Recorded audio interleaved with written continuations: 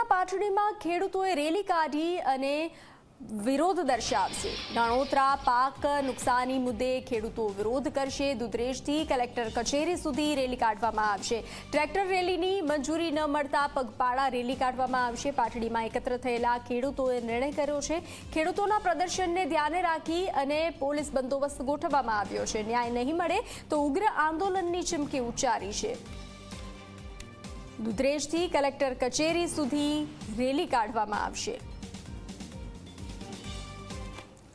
जुदा जुदा राजकीय आगेवानो पोतपोताना रोटला शेकवा माटे जुदी जुदी बात करे छे।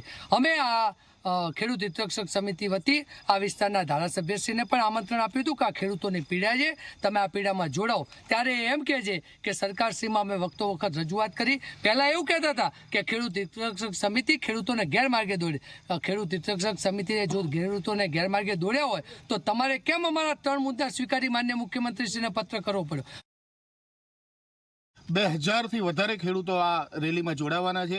તંત્રએ અમને પાટડીથી રેલીની મંજૂરી આપી નથી, પરંતુ અમારો મુદ્દો સાચો છે। આ મુદ્દાની આપના માધ્યમથી હું વાત કરું તો SDRFની યોજના મુજબ ઓગસ્ટ મહિનામાં થયેલા નુકસાનનું વળતર સપ્ટેમ્બર મહિનામાં જે મળી જવું પડે એમ હતું, એ આજે 4 મહિના વીતવા છતાં પણ આ સરકારે આ અધિકારીઓના કોઈને કોઈ કામથી આજ સુધી ખેડૂતોને વળતર મળ્યું નથી।